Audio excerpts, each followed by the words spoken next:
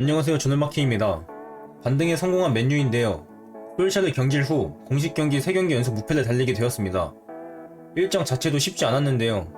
비아레알, 첼시, 아스날 3연전으로 어려운 일정이었지만 2승 1무를 기록했고 경기력도 나아진 모습을 보였습니다. 반면 아스날은 맨유를 잡는다면 4승안의 복귀를 앞두고 있었지만 4위로 올라서는데 실패했고 한 경기 덜 치는 6위 토트넘과 승점 1점 차이로 불안한 5위를 유지하게 되었습니다. 맨유는 다시 4-2-3-1의 포메이션으로 돌아왔는데요. 마티치, 비사카가 부상으로 이탈했습니다. 한 가지 특이한 점은 산초가 왼쪽, 레시포드가 오른쪽으로 출전했고 비사카의 자리는 달로가 대신했습니다. 아스날도 라인업에 변화가 있었습니다. 사카 대신 지난 뉴캐슬전 득점을 맛본 마르티넬리가 선발로 나섰고 3선에 엘네니가 깜짝 선발로 출전했습니다. 경기 초반은 아스날이 주도했는데요. 전방 압박을 통해 맨유의 빌드업을 방해했고 효과적이었습니다. 아스날의 압박을 보면 맨유의 센터백이 볼을 잡았을 때 투톱에 위치한 오바메양, 외대구르가 중앙에서 측면 쪽으로 압박을 가해 의도적으로 볼을 측면으로 몰았습니다.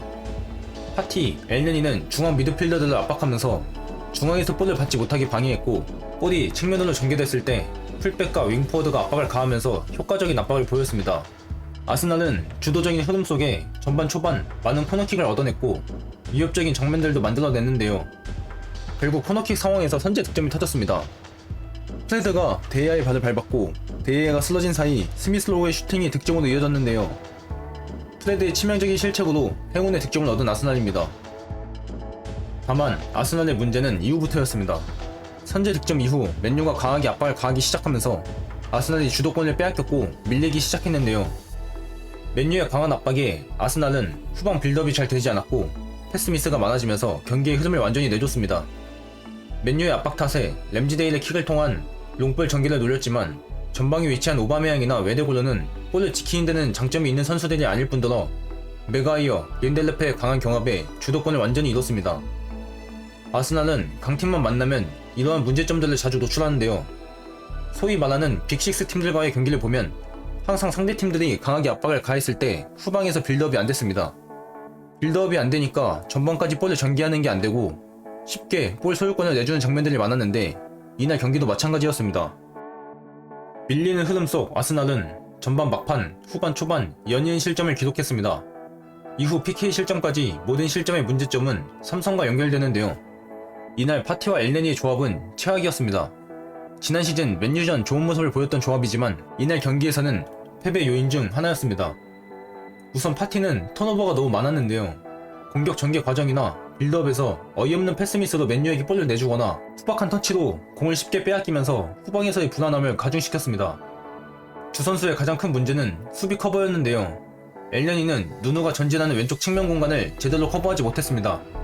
두 번째 실점 장면에서도 마갈량이스가 측면 커버를 나갔을 때 엘네니가 빠르게 내려와 패스 길을 막았어야 했는데 적절하지 못한 위치 선정으로 실점에 관여했습니다. 첫 번째, 세 번째 실점 장면에서는 파티의 몫이 큰데요. 첫 번째, 세 번째 모두 왼쪽 하프 스페이스 공간으로 침투하는 프레드를 전혀 마크하지 못한 파티입니다.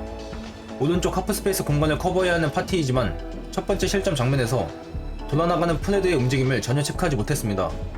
세 번째 실점 장면에서는 파티가 하프 스페이스 공간을 커버하지 않자 외대구로가 급하게 수비에 가담하면서 무리한 태클을 시도했고 결국 역전골을 허용하게 되었습니다.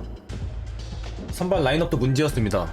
엘네니는 이번 시즌 리그 첫 출전으로 경기력 자체가 올라오지 않은 상태임에도 선발로 출전했고 누누는 최근 무리한 돌파와 뒷공간을 내주면서 불안한 수비를 보였는데요. 제일 큰 문제는 오바메양입니다. 오바메양은 최근 경기력뿐 아니라 결정적인 찬스에서 득점으로 만들지 못하면서 큰 비판을 받고 있습니다. 그럼에도 아르테타는 믿음의 선발 기용으로 오바메양을 중용하고 있는데요.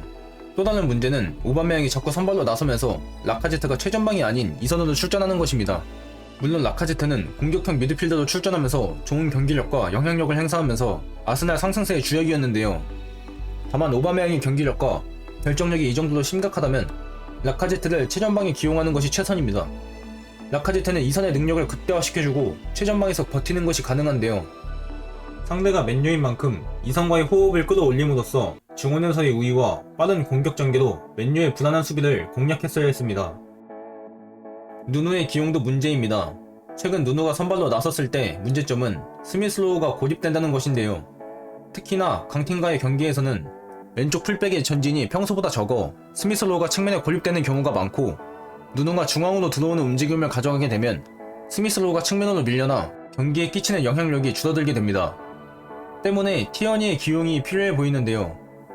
티어니는 직선적인 움직임을 가져가기 때문에 티어니가 측면을 벌려 폭을 제공해주고, 그렇게 되면 스미스 로우는 측면이 아닌 중앙에서 활동 범위를 가져가면서 영향력을 행사할 수 있습니다. 반면 맨유는 랑닉의 전술 색깔이 묻어난 경기도 볼 수 있었습니다. 전반 초반에는 아스날에게 밀리는 모습을 보였지만 실점 이후에 강한 압박을 보였던 맨유인데요. 맨유는 4-2-2-2의 전형으로 좁은 간격을 만들어 강한 압박을 보였습니다. 센터백도 높은 위치까지 전진해 아스날이 롱볼로 볼을 전개하면 오바메양과 웨데고르에게 강한 경합을 걸어 볼 소유권을 되찾아왔는데요. 맨유 압박의 특이점은 풀백인 달로가 높게 전진해 압박에 가담하고 맥토미니가 달로의 뒷공간을 커버하는 모습을 보였습니다. 이는 아스날 공격의 중심인 스미스로우를 견제하기 위한 모습으로 보이고, 수비보다 공격에 강점이 있는 달로를 전진시킴으로써 압박에 성공했을 때 바로 공격으로 전환할 수 있습니다. 다만 맨유의 압박이 아쉬운 점은 짜임새가 아직은 부족하다는 것인데요. 아스날이 강한 압박에 시달리는 모습이 있었지만 맨유의 압박을 탈압박하는 모습도 자주 있었습니다. 이는 압박의 타이밍이 조금씩 늦은 것과 선수들의 압박 동선에서의 짜임새가 부족해 드러나는 문제점으로 보이는데요. 맨유는 공격 전개 시 측면에서의 수적 우위를 활용했습니다. 왼쪽 측면을 집중적으로 공략했는데요. 오른쪽 윙포워드인 레시포드까지 왼쪽 측면에 가세해 부페, 산초, 프레드, 텔레스까지 5명의 선수가 왼쪽 측면에 위치했습니다.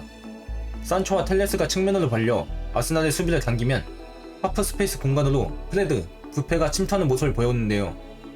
아스날은 기본적으로 토미야스, 엘네니, 마르티넬리가 측면 수비를 담당하고 센터백인 화이트가 측면 수비 커버를 가는데, 맨유는 5명의 선수가 왼쪽 측면에서 공격을 전개해 수적 우위를 점했습니다.